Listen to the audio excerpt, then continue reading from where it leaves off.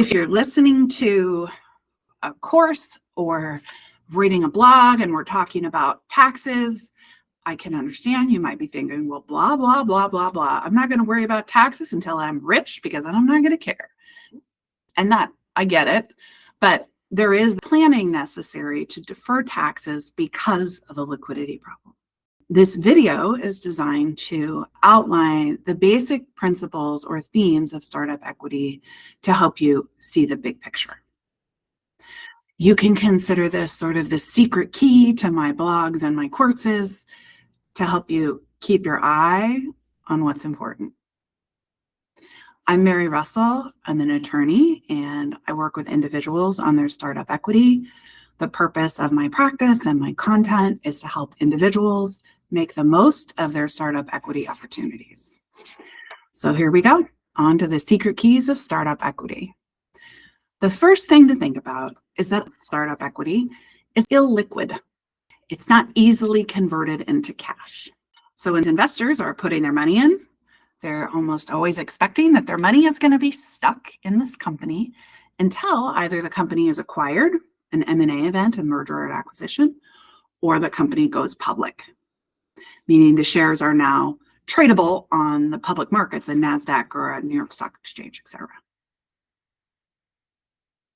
Now, there are sometimes early trades, we call this the secondary market for startup stock, where there's a sale before that happens, but it's not the norm, and it's certainly not something that you could expect if you're negotiating a startup offer, that you'll be able to sell these shares before there's a total sale of the company or an IPO. So the expectation has to be that the shares are not going to be liquid or tradable until there's a company-wide event. The way this plays out in equity compensation at startups is that the whole world of the grant structure, all this work we're putting into structuring these grants, is designed for tax deferral, to push back the payment of taxes until there's a liquidity event and the stock can be sold.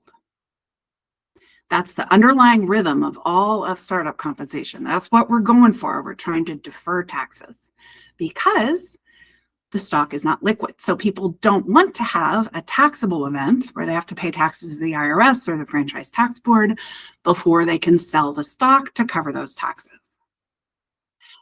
Now, you might be thinking, if you're not familiar with this area, how could I possibly owe taxes if I don't have money? Right? If you've worked for tips, you get paid money, you pay taxes. You get a salary, they take money out and you pay at the end of the year based on the money that you receive. Well, we're not talking about money, we're talking about stock.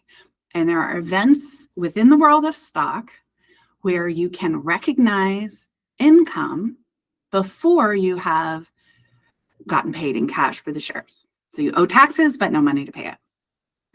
They call this, British call this a dry tax charge, which is like dry as in you cannot squeeze, money out of this turnip or whatever. You have to pay money and it's not liquid. There's not money moving yet. So that's the underlying rhythm.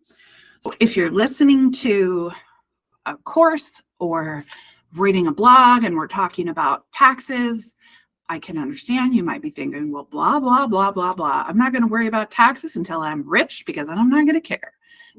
And that, I get it, but there is planning necessary to defer taxes because of a liquidity problem. I hope this is helpful as you're reading the blog or taking the courses so you can see the lay of the land, have that orientation of what's going on from a high-level perspective before you get into the fine print and all the weeds and things. I'll post my upcoming course topics and dates for the cohort courses underneath this video, so you'll have that to refer to if you'd like to take a course. I look forward to seeing you, and thanks for watching.